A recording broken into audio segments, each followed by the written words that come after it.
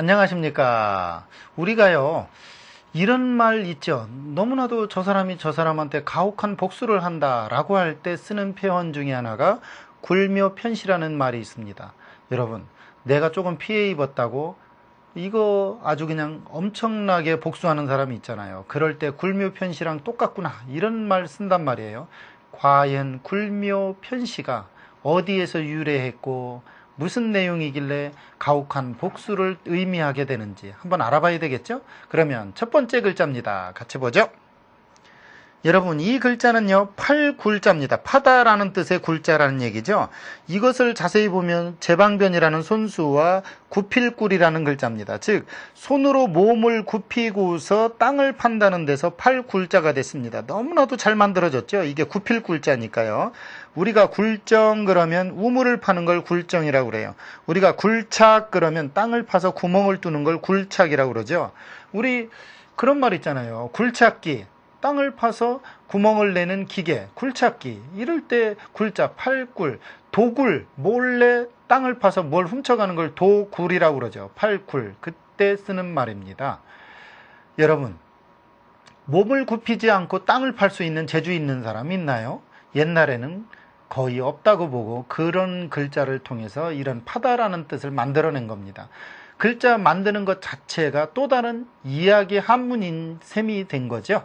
그 다음 글자 같이 보겠습니다. 팔굴은 그렇게 만들어졌고요. 묘묘, 우리 무덤묘자입니다. 같이 한번 보도록 하죠. 이거는 말막이라는 글자고요. 이거는 흑토자입니다. 이게 말막은 없을막이라고도 하죠. 한마디로 말해서 인생이 황혼을 맞아 해가 지듯, 이게 해일이고 풀초고 밑에 풀초예요.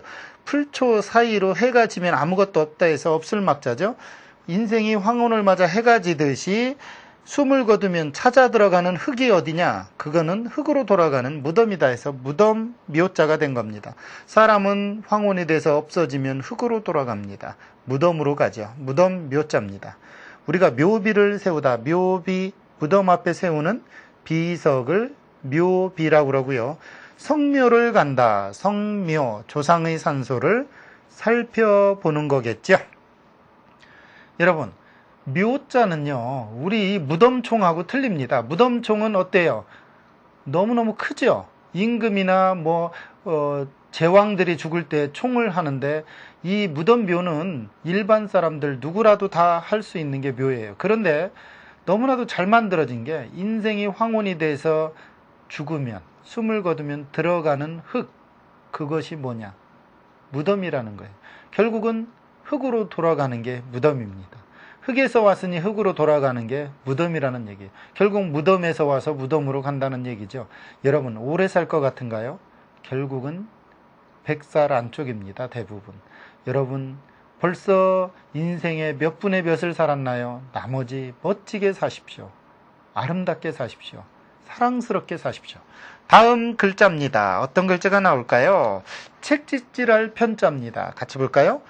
가죽혁이라는 글자와 편리할 편자입니다. 한마디로 말해서 가죽을 편하게 만들어 가지고서 쓰기에 좋게 한 게 채찍이란 얘기죠. 한마디로 뭐냐면 편하게 쓰기 위한 가죽, 채찍이었단 얘기예요. 우리가 편달 그러면 채찍질함, 매질하여 격려함 이런 뜻이에요. 여러분, 우리가 서문이나 또는 남한테 인사할 때 이런 말을 해요. 아유, 지도 편달을 부탁합니다.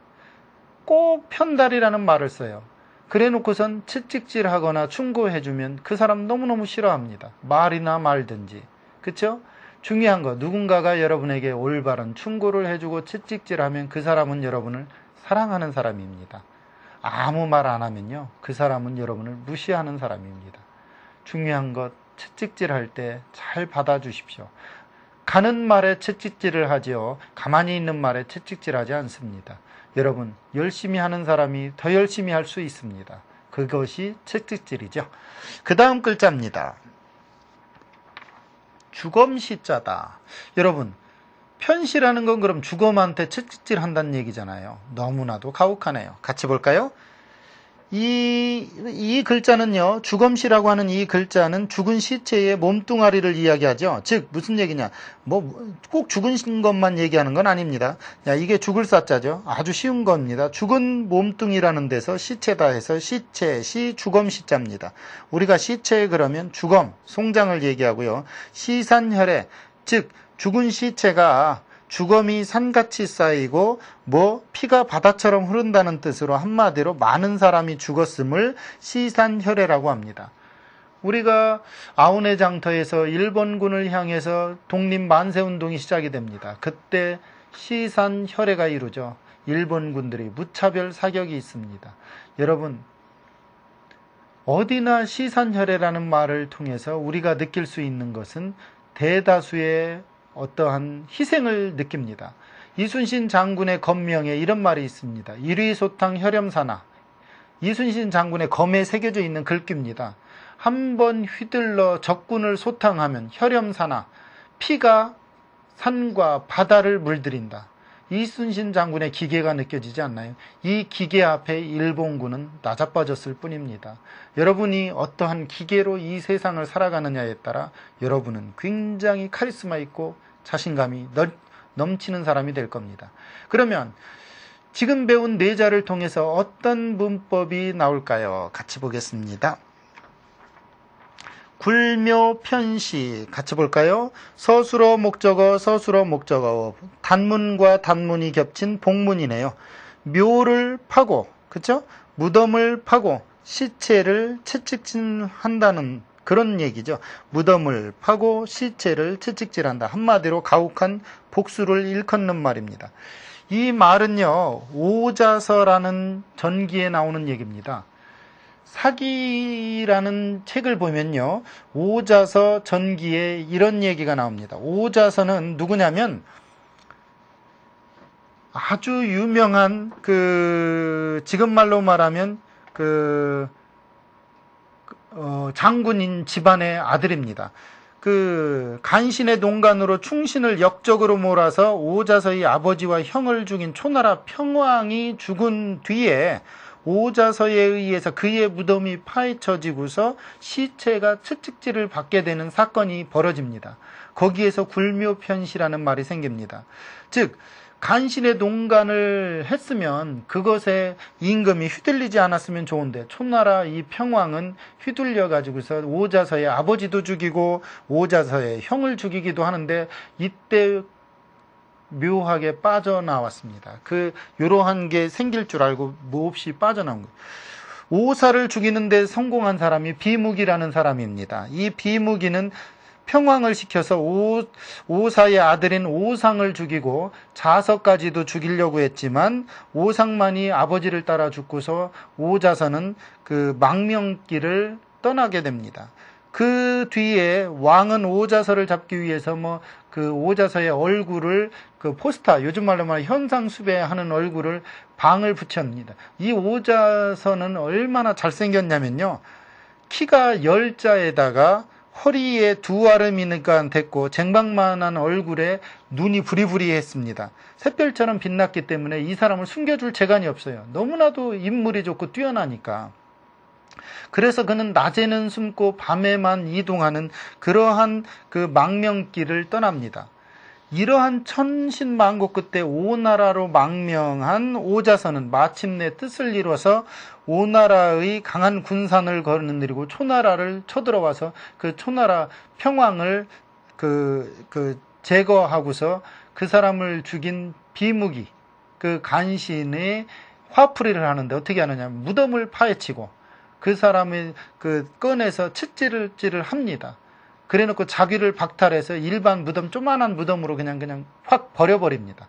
이 얘기를 들은 사람 중에 누가 있었느냐면 오자서의 둘도 없는 친구 심포서가 사람을 보내 오자서에게 이렇게 말합니다. 그대의 그런 복수 방법은 너무 지나치지 않을까? 이렇게 물어보니까 뒤늦게 오자서도 할 말이 없는지 이런 말을 합니다. 나는 날이 저물고 길이 멀어서 그렇기 때문에 거꾸로 걸으며 거꾸로 일을 했다. 즉 이미 죽은 사람을 다시 한번 형벌을 가했다라고 자기 스스로 반성을 합니다. 여러분, 여기에서 유명한 일모도원이라는 사자성어도 생기고요. 도행역시라는 말도 생겨났습니다. 도행역시라는 말이 뭐냐면 거꾸로 길을 걸었다는 얘기고, 일모도원이라는 얘기는 날이 저물어 길이 멀다는 얘기예요. 아주 그냥 한마디로 말해서 그 인생무상하고 뭔가 고립무원처럼 외롭고 쓸쓸한 그런 경우를 이야기하죠. 여러분, 누군가가 여러분한테 조금만 되로 줬는데 말로 주는 복수가 오거든, 이런 표현을 쓰십시오. 굴묘편시했던 오자서의 행위가 심했던 것처럼 너의 행위도 좀 심하구나. 멋지지 않은가요? 여러분은 복수를 그렇게 하지 마십시오. 진정한 복수는 용서입니다. 오늘 강의는 여기까지입니다. 여러분, 다음 시간에 뵙도록 하죠. 감사합니다.